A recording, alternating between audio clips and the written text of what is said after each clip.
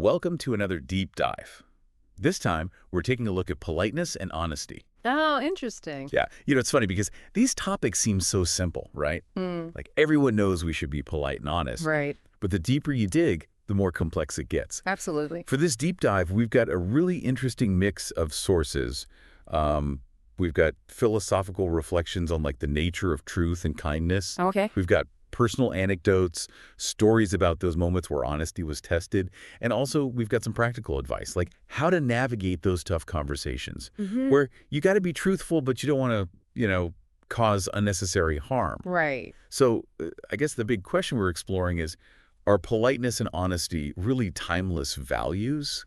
Like, do they still hold up in our crazy, fast-paced, kind of chaotic world? Well, one thing that really jumped out at me looking at all these sources is how often they link politeness and honesty to being a good person. Yeah, that makes sense. It's like these qualities aren't just about how we treat others, it's about who we are at our core. It's like that internal foundation. Exactly. And actually, one source put it really Oh, beautifully. yeah.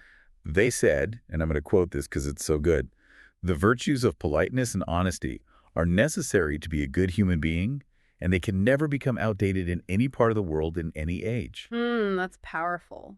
I know, right? Yeah. And it kind of makes you think, who doesn't want to be a good person? Right? And if these qualities can help us get there, well, sign me up. And there's something really reassuring about the idea that these values are timeless, you know? Like, no matter what's happening in the world around us, Yeah. these fundamental principles still matter. They're like an anchor. Exactly. So, Yeah. okay, we've got this idea that politeness and honesty are good for the soul, right? Right. But one of the sources you shared takes a slightly different approach. Oh, which one? This one focuses on honesty as a balancing act. Oh, interesting. Yeah, like sometimes being completely honest can actually lead to more harm than good. Yeah, I see what you mean. Like you shared that story about returning the extra money to the vegetable vendor, which was a sweet story. Thanks. But I got to be honest, I've been in similar situations, and I haven't always done the same thing. Sure. It's not always easy, especially when you're feeling rushed or you're worried about making things awkward. Yeah, absolutely. I think we've all been there. Right. And that's what this source really digs into, that internal struggle, Yeah. like wanting to do the right thing, but also being aware of the potential consequences. It's tough. They suggest that the key is self-awareness, Oh, okay. like really understanding why you're being honest in a particular situation. So it's not just about the action itself, but the motivation behind it. Exactly. Like, are you doing it because it feels good to be right, or because you genuinely want to do the right thing? That's a really good point. It's like, are you trying to be a good person or just look like one? Totally. And this source even goes so far as to ask, is being honest worth it? Wow. I know, right? It's a big question. It is. And I don't think there's an easy answer. No, I don't think so either. But it's a question that forces us to really think about the complexity of honesty. Yeah. Like, when is it essential? When is it beneficial? And when might it actually do more harm than good? Yeah, exactly. Mm. And that kind of leads us to the next big piece of this puzzle, right? Like, Sure. okay, so we know honesty is important, but how do we actually navigate it in those tricky situations? Well, a couple of your sources offer some really practical advice for Well, that. good, because I think we could all use some help with that. Right. Like, who hasn't had a conversation they wish they could take back? Oh, all the time. But one thing that comes up again and again is the importance of understanding the person you're talking to. Oh, like reading the room, but on a deeper level. Exactly. Like considering their personality, their sensitivities, their communication style. Yeah, because what might work with one person could totally backfire with another. Right. And another key point is timing. Oh yeah, timing is everything. Like, we've all been in situations where maybe we were tired or stressed and we said something we regretted later. Oh yeah. So this source emphasizes the importance of choosing the right time and place to have those difficult conversations. And when you do have those conversations, one source suggests using what they call face-saving language. Face saving. Yeah, it's about framing your message in a way that preserves the other person's dignity. Okay, I see. So like instead of saying you really messed up, it's more about focusing on the impact of their actions. Right, like when this happened, it made me feel. Okay, that makes sense. It's a subtle shift, but it can make a big difference in how the message is received. Yeah, it's about creating a space for dialogue rather than like accusation. Exactly. Hmm. And I think that's a good place to pause for now. We've covered a lot of ground already. We have. But we've only just scratched the surface of this fascinating topic. There's so much more to explore. In the next part of our deep dive, we'll dig even deeper into the complexities of honesty. We'll look at the challenges of being truthful in the age of social media. Right. We'll explore the importance of self-awareness and forgiveness. Yeah. And we'll uncover even more practical tips for navigating those tricky situations where honesty is key. I'm looking forward to it. Me too. So, until next time, stay curious and stay honest. And polite. Oh, and polite. Of course.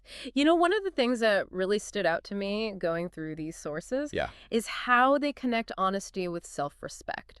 Oh, interesting. It's like when you're honest, even when it's difficult, Uh-huh. it builds this sense of inner strength. Yeah, I could see that. Like you're proving to yourself that you can walk the walk, not just talk the talk. Right, like you're living in alignment with your values. Exactly. And that can be incredibly empowering. It's gotta be, yeah. One source even suggests that this inner strength can actually translate to outward success. Oh, really? Yeah, they argue that honesty fosters trust in professional settings, That makes sense. which leads to stronger collaborations, more effective teams. If you're working with people you can rely on, Right. people who are open and upfront, Uh-huh. you're gonna achieve more as a group. Absolutely.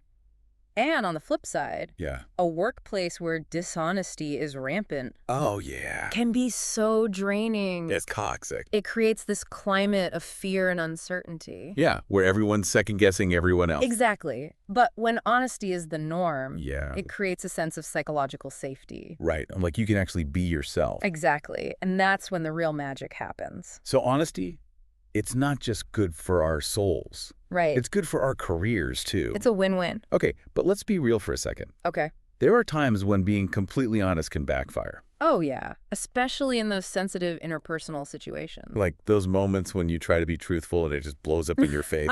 I've been... It's like, how do you strike that balance between being honest and being kind? Right. One of your sources really digs into that tension. Mm-hmm. They acknowledge that even with the best of intentions, Yeah, our attempts at honesty can sometimes go wrong. it's true. It happens. And they emphasize that we need to be honest with ourselves, too. Oh, that's a good point. Like, are we really speaking our truth? Right. Or are we just projecting our own stuff onto the situation? I think sometimes we confuse honesty with just, like, blurting out whatever pops into our heads. Yeah, it's easy to do. But true honesty requires a little more discernment. Right, like filtering our thoughts through compassion and understanding. Exactly. This source also mentions something called emotional intelligence. Oh, yeah. Like the ability to understand and manage our own emotions and the emotions of others. Right. How does that play into all of this? Well, emotionally intelligent people are generally more skilled at reading social cues, Okay. navigating complex emotional situations, Yeah. and communicating in a way that's both clear and sensitive. So it's not just about what you say, it's about how you say it. Exactly. And that's where politeness comes in. Oh, yeah. Being polite isn't about being fake or suppressing your feelings. Right. It's not about sugarcoating everything. Exactly. It's about creating a space of mutual respect Okay. where you can communicate honestly without causing unnecessary harm. So it's like creating a container for honest dialogue, Right, where everyone feels safe and respected. even if they disagree. Exactly. But how do we create that kind of environment? Yeah, especially in a world that feels so divided these days. Right. It's tough. It is. One of the key ingredients is empathy. Oh, empathy. I love that. That ability to step into another person's shoes. Yeah, to see the world from their perspective. Exactly. So before we launch into an honest critique, Huh. we might ask ourselves, how would I feel if someone said this to me? Right, or what might be going on in their world that's shaping their viewpoint. Exactly. It's about remembering that everyone is carrying their own unique set of experiences and beliefs. Yeah, and even if we disagree with someone, we can still choose to engage with them in a respectful way. Absolutely. And that brings us back to the golden rule. Oh, yeah.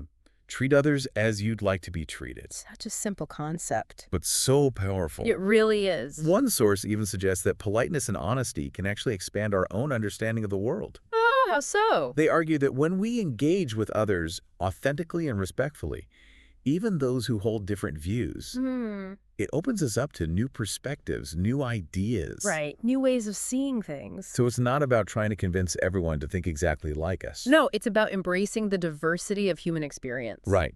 And allowing those differences to enrich our own understanding. It's like we're all pieces of a giant puzzle. Oh, I like that. And each individual perspective adds a new dimension to the overall picture. We've talked about how honesty builds self-respect, Yes. how it can strengthen our careers and relationships. How it can even expand our worldviews. It's amazing. But I keep coming back to this idea of balance. Balance, yes. It's a recurring theme in all of these sources. It is. How do we find that sweet spot between being authentically ourselves while also being considerate of others? Right. Is there ever a time when it's okay to prioritize our own needs over being polite? Or to withhold a truth if we think it might cause harm? Those are tough questions. They are, and they're questions that each of us will likely grapple with throughout our lives. Yeah, for sure. But these sources offer some guiding principles that can help us navigate these ethical dilemmas. Okay, I'm all ears. One that comes up repeatedly is the idea of do no harm. Right, like the Hippocratic Oath for honest communication. Exactly.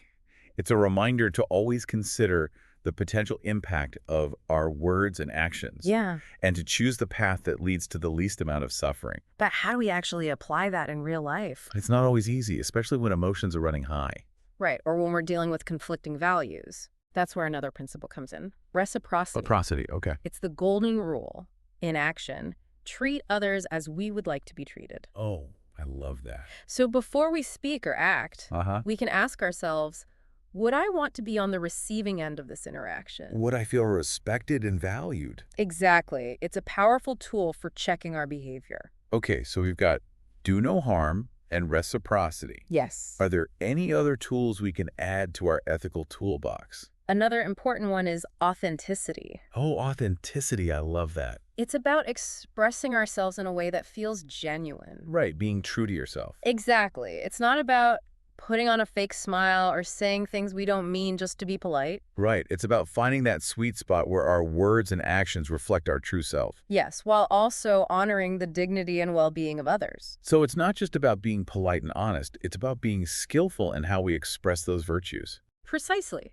It's about cultivating a deep understanding of ourselves, of others, and of this complex tapestry of human interactions. This has been such a thought-provoking conversation. It has. We've explored politeness and honesty from so many angles. We have the internal benefits, the interpersonal challenges. The ethical consideration. And it's like we've peeled back layer after layer, revealing the depth and complexity of these seemingly simple virtues. And what's so striking is that these values, even though they're centuries old, Right. feel more relevant than ever in today's world. They do, and as we move into the final part of this deep dive, Okay. we're going to explore how these virtues can help us navigate this ever-evolving landscape of modern life. I can't wait. What other fascinating insights are waiting for us? Well, one source dives into the challenges of maintaining honesty in a world of social media, Oh, interesting. where it's so easy to present this curated version of ourselves. Right, like everyone's highlight reel. Exactly. And another source explores the importance of forgiveness, Oh, forgiveness. That's a good one.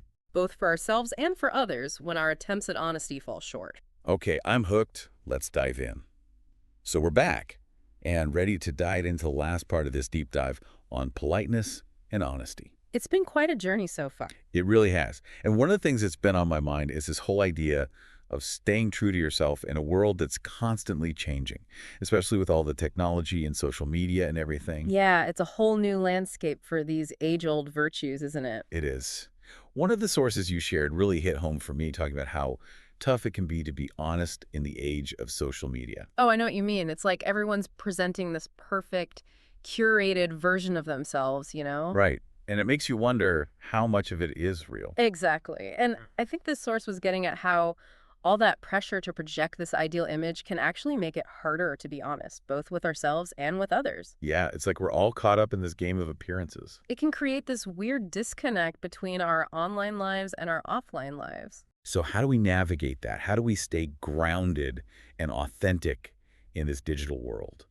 Well, this source suggests that being really mindful of our intentions when we're online is a good starting point. Oh.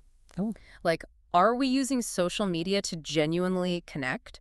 Or are we mostly seeking validation and approval? It's like, what's the motivation behind the post? Exactly. I think it's easy to get caught up in the likes and the comments and all that. It is. And this source also talks about the importance of developing a healthy skepticism about everything we see online. Oh, that's huge. Because it's so easy to get sucked into these echo chambers where everyone agrees with you. Yeah, and you start to think that your perspective is the only one that matters. Right. But real honesty requires being open to different viewpoints, even the ones that make you uncomfortable. So it's not just about what we share online, it's about how we engage with what other people are sharing too. Absolutely. Being willing to question our own assumptions, to evaluate sources carefully, and to admit when we might be wrong. That's a big part of it. So it's like honesty online isn't just about being truthful ourselves. It's also about being discerning about the information we're consuming. That's a great way to put it. It makes you think, if we all made a conscious effort to be more honest and thoughtful online, could we actually shift the whole culture? Maybe, I mean, it's a collective effort, right? If we all start holding ourselves to a higher standard, it could create a ripple effect. I love that. And speaking of higher standards, it's inevitable that we're going to mess up sometimes. Oh, absolutely. We're human, we make mistakes. We say things we regret, we act impulsively. It happens to the best of us. Yeah.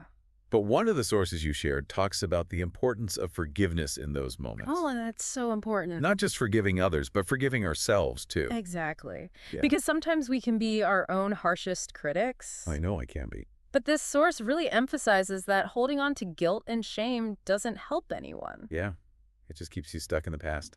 And they argue that true growth can only happen when we're willing to acknowledge our mistakes, learn from them, and move on with compassion, both for ourselves and for others. It's like that saying, we are all works in progress. I love that. So this deep dive into politeness and honesty, it's been amazing. It has been fascinating, hasn't it? It really has. And it feels like we've only just scratched the surface. There's always more to learn, always more to explore. And I think what I'm taking away from all this is that politeness and honesty, they're not just these abstract concepts, they're living, breathing practices. Exactly. There's something we have to cultivate and nurture day after day. And as we do that, as we become more mindful and intentional in how we engage with the world, we actually make the world a better place. It's a beautiful thought, isn't it? It is. Well, I think that's a perfect note to end on. It is. To our listeners, thank you for joining us on this deep dive. We hope you found it as thought-provoking as we did. And we'll see you next time.